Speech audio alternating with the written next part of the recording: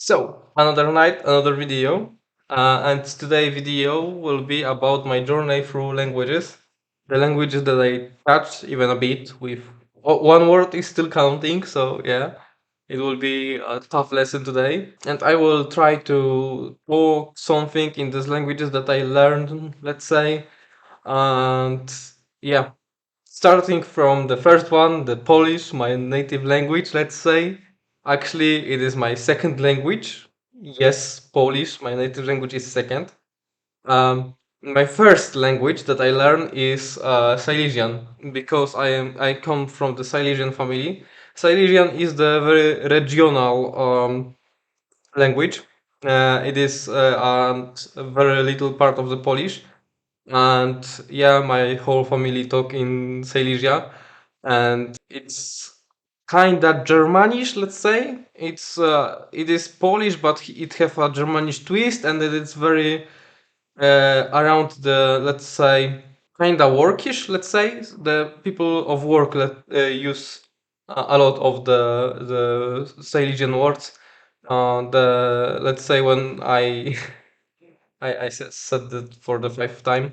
So yeah, the people on the street that I usually go through that are working, let's say, very not opened works, like they are in very close community in Silesia. Let's say they are working in the mine or yeah, it's usual in Silesia.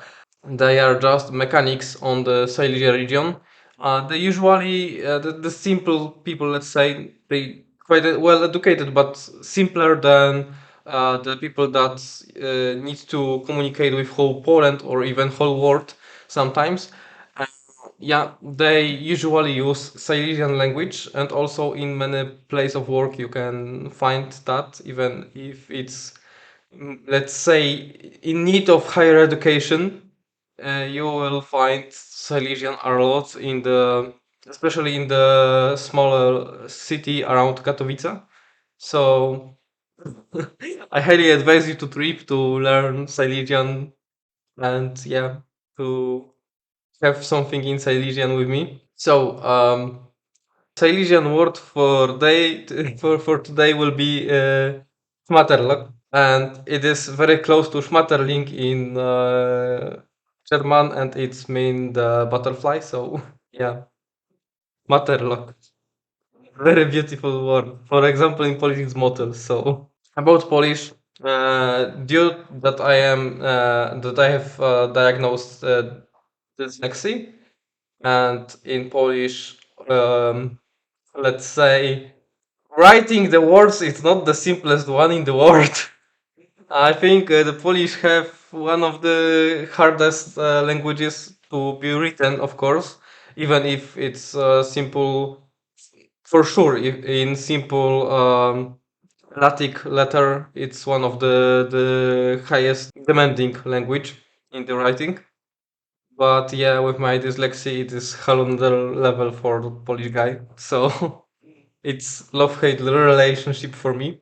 Yeah, and the words for today, it will be not that one that everyone thinks about Polish, but because when I talk with someone and he heard that I'm Polish, he always said the word for that start from the K, and it's bad word in Polish. So today, to be grateful for the word, I will say dziękuję. I will learn that here. Dziękuję means thank you. Going through that, Ukrainian. Ukrainian is second because now it's, let's say, second language in Polish. Yeah, it's kinda kinda big for our country. So I've tried to learn Ukrainian for a week. I don't get much. I, let's say, touch the basics. It feel very um, Russian to me.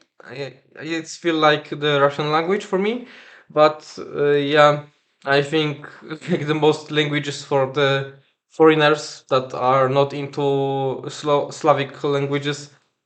Most of the Slavic languages feels Russian, very Russian.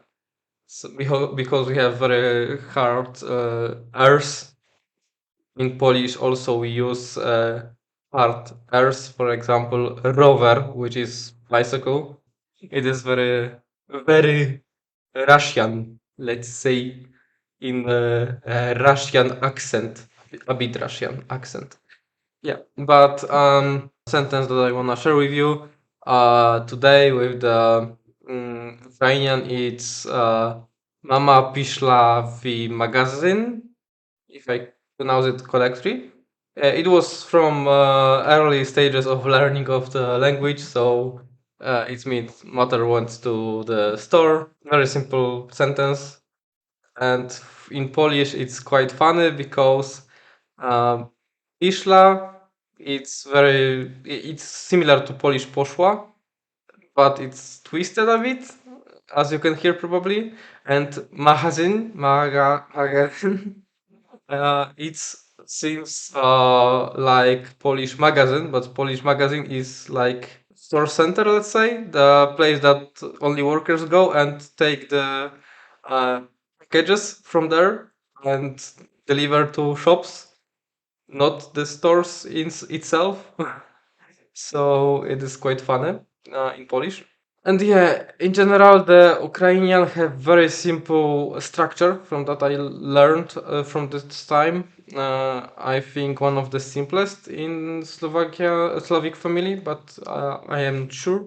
It's only my guess because I learned just a bit. Going through that, we was on Ukrainian, go to the Russian, the controversial language due to sake of whole. Yeah, let's say I took the first two of the most controversial the languages for start. So Russian, I knew a few words. I don't hate it, but also I don't like it. It is very helpful to know a bit of Russian, especially in Europe, especially the post-Soviet or just in in the world. I think it's also very common because usually when you are traveling around the world and you have heard Russian, it's probably the people with the money. So yeah, the Russian is also very common. And if you don't know English, you can communicate by Russian. So if you know Polish and someone know a bit of Russian, you can get into the word with that. But yeah, it is not the best because there are just other languages, and due to my communication skills of Russian comes from CS:GO that I have been played with the Russian a lot. So my Russian is very, let's say, mostly consists the bad words only. So to use not that bad word, I will just say poszło won. So it's go away, and yeah, I think it is one of the funniest for me because funniest. Yeah, I can give you few words that says pashla and something and at the row and at one sentence, and yeah, it will be like the swearing for whole your family but only for you, so never mind. CS:GO magic. Going through that, Czech language, it have a quite funny pronunciation, the sounds of the Polish, because usually when Polish people hear something in Czech, that sounds quite funny. For example, we have nitopesz, which is very serious in the sounds, but in the Czech it is nitoperek. So quite, it is from Polish people. It is like, uh, saying like a big farm and small farm. Yeah, so small, so cute. Yeah, so give thumbs up due to this little thing, let's say. I also have been in the Czech, so Czech is quite nice as a country. I've been in few places, I believe. I will not count that, but I also been in Prague. Prague is nice. I eat some good stuff in there. The word that I wanna share with you, it's mam napad. I don't know that I pronounce it correctly, but mam napad, it's very fun in Polish. In English, it's I have an idea, but in Polish, it's like yeah, I've get robbed. Yeah, it is quite funny. Uh, it is quite a bit of that in Czech with the Polish. So going through that, Slovenian. Sorry, Slovenian. When I heard, I don't remember when I heard the Slovenian itself. For the last time, I believe I was 16. Yeah, and I was with my friend around the border of the Polish and Slovenian. So we go across and go to the shops because we have some stuff. For example, the I don't know it is smarties or lentils, or I don't know how it is in English. It's like MMS, the chocolate piece, let's say, and it was one of the best treat from child. So when we was around 6, I believe, that was in every shop in Polish, and then it's disappeared. So when it was in Slovenian, we just go to buy it. And fun thing that I wanna say to you, the word that I remember, but it is funny in Polish perspective, is czerstwy chleb. Czerstwy chleb is fresh bread, but in Polish it will be not fresh bread, but stale bread. As you can think, it is quite funny when you say it in Slovenian, when you are Polish and you say it in Slovenian that this bread is not the best, let's say, quality because you say czerstwy, and he thinks that is very good. It's super fresh, yeah, right from the bakery. It is quite funny. Slovakia, I feel in there very Silesian. I don't know why, but the language itself feel quite Silesian. It is not, but from my perspective, when I saw the um, enter and exit sign that is Vlas Vilas, I was like, it is just the same like in Silesian. So let's say Slovakia, it's quite I feel like in home, but the language isn't. It was not so familiar, but a bit familiar. So yeah, I've been in the. mm, I believe Zagreb. It's the capital of the Slovakia, but yeah, I was not in the beach, so unfortunately not this time. Maybe someday later. Going through that, other European languages. So of course English, for me at least, English is quite the top of the most used language by me, as you can of course hear. After the Polish, because yeah, I usually speak with the Polish people. So it is what it is. It is not my native language, but my best, at least in the foreign languages. And it's kind of similar with Polish that I have hate lovely relationship with it due to I don't actually put too much attention to be the best, the most correct in English. I just put attention to through my mind, through things that I have in mind to the word and to someone to get it. So yeah, I use the English mostly like a tool. Maybe one day it will be better, but for now it is what it is. The thing that I like the most about English it's amount of quality data that you can find in the whole internet uh, about almost everything, if not everything. So yeah, I think that I like the most quality data that you can find in the English. That's number one. So when we was with the words in the other languages, the things that are the most about English, the thing that I was the most on in English, it's very British. I don't know why, because I had no common with British at all. no common things. I usually speak more American, let's say, the from the words meaning, not from the words pronunciation, because let's say I have my own accent. I believe it is. I heard one that I sound like I am from India, so it was quite funny for me going through this word tea and basket biscuit. Tea and biscuit is the word that is the most familiar with me in the English. So yeah, quite funny. Going through that, German and Austrian. Why I put it together, because from that I hear it's kind of similish for me at least. And yeah, I am not that much into these languages, but I think after the English, it's my strongest foreign language. When I am in the other country and I forgot some words in this country and they don't speak English, I start to think German, and they of course don't get me. But when I am in the foreign country, I usually think German. I don't know why, but I think German when I just go by and think. But it is poor knowledge of this language from my side.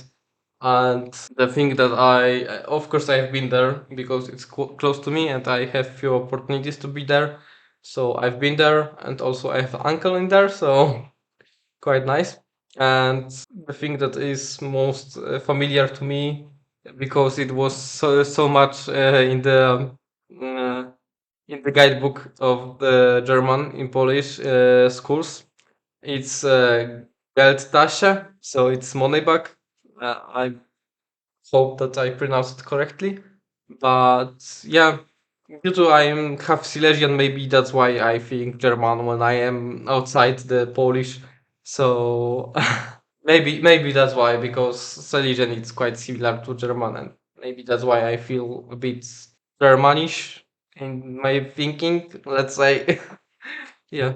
But yeah, I'm not into it. I just don't feel this language too much, if I can say that.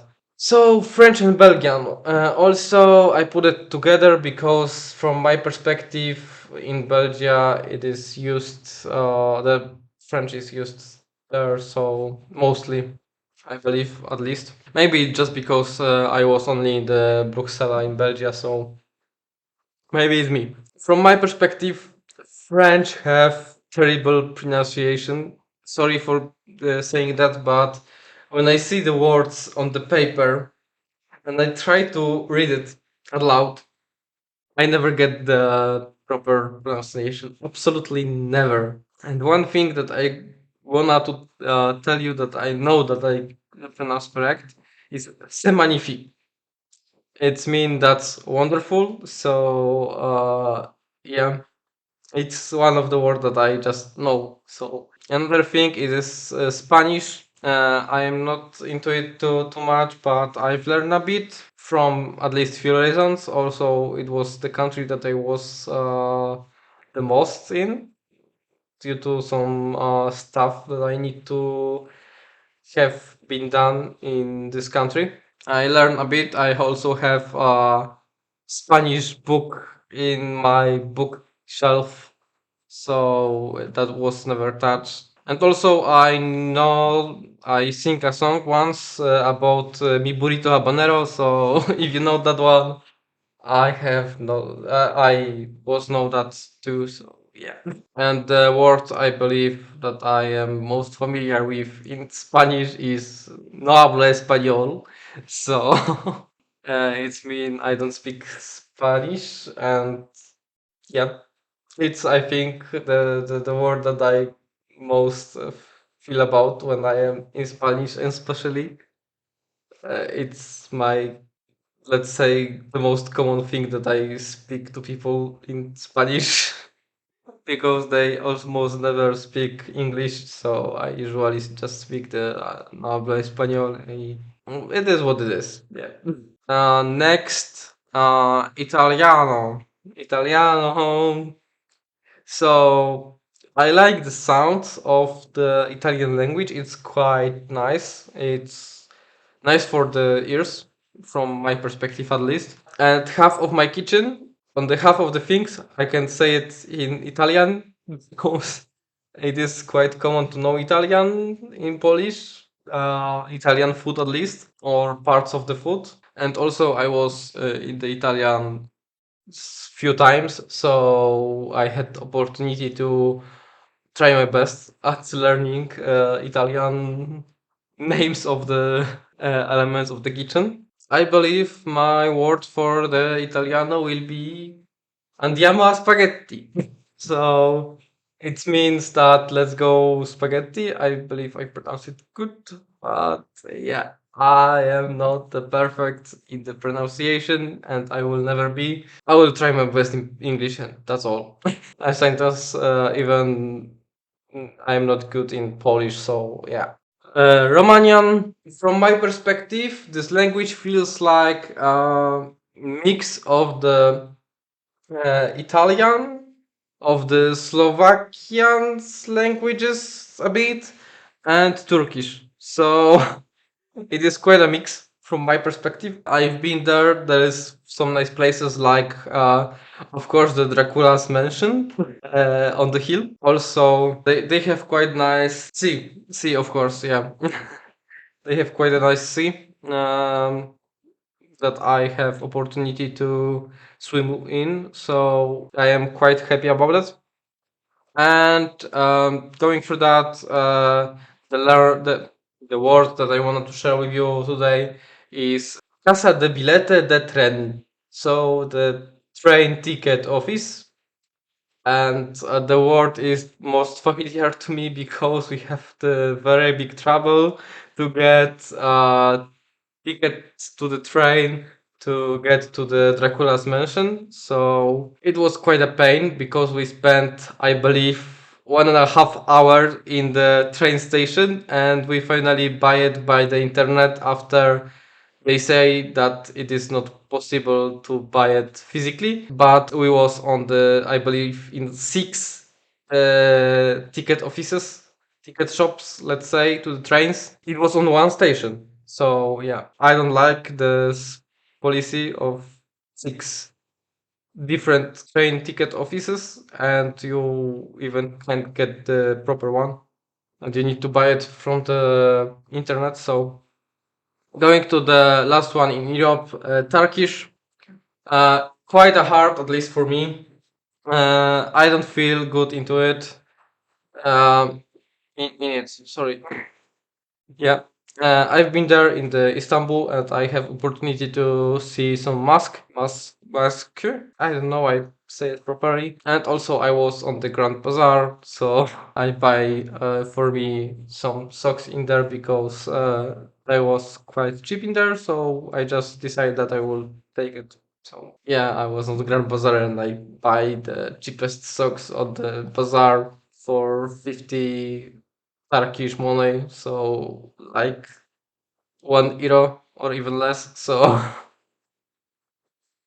almost forgot. The word that I wanna share with you in Turkish is gile gile, and gile gile sounds in Polish like it's that you wanna to tickle someone, and that's mean goodbye. So it's quite funny that when I hear goodbye from the Turkish people, when they say gile gile, I in mind have that I will tickle someone or they tickle me. So yeah, quite funny. And going through that Asian languages, there is only a three. So going through that, Korean. Let's say I start for the from the language that I know the worst in Asian.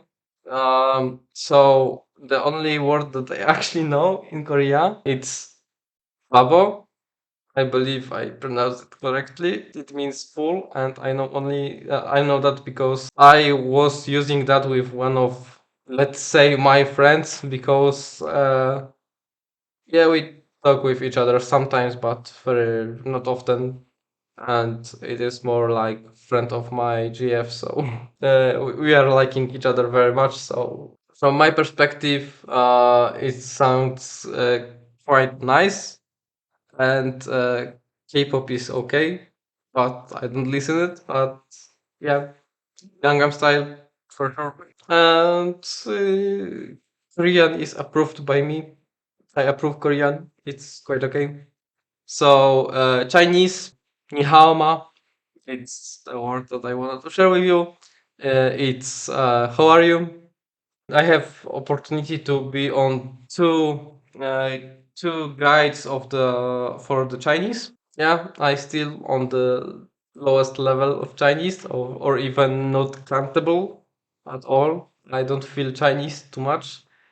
Probably because I just focus on other things, and the Chinese is like the thing that I wanted to learn, but not that much as different things. So you know, I am not into languages too much, even if I had opportunity to learn so much of it.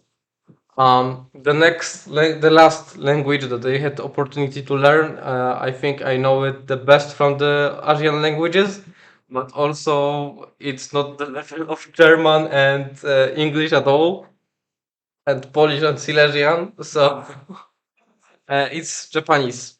And Japanese, I of course watched some anime. I also have some mangas on my shelf. I also tried to learn it in middle school, and I had a bit of try to get back to it, but I am not language guy, and I will probably never be from the languages. And yeah, my love of life, or my love of life, know Japanese very well. She is very fluent in Japanese, especially when she thinks that nobody hears she's very good at Japanese, and yeah, Japanese approve. Yeah. And I like to hear when, especially when she's singing in Japan, it's quite calming to me. And the word that I wanted to share with you in the Japanese is nani. So it means what? And I believe that's all from my language journey. So going through the stuff that I've done today, I wake up, I stand up, I go to the Częstochowa, where I go to the Jasna Góra for to the church for, I believe, at least 2 hours. Also, then I go to the dinner. Uh, yeah, and I had opportunity to, let's say, help the family of my GF, and also um, I was entertaining kids from sister side of my GF. That was quite a nice experience and quite chillish. After I go back to my city, I go to the workout place, the place that I work out usually in my park. So I work out a bit. It was about 20 minutes, so not that much. And then I go back, and yeah, now I'm there. It is 11:14 p.m. I'm done for today. And yeah, I've also had the opportunity to design a database and find the most suitable framework to work with for one of my projects. So that's all, I believe. Thank you. Stay tuned, subscribe, leave likes at the bottom of the comment of the video, and yeah, subscribe.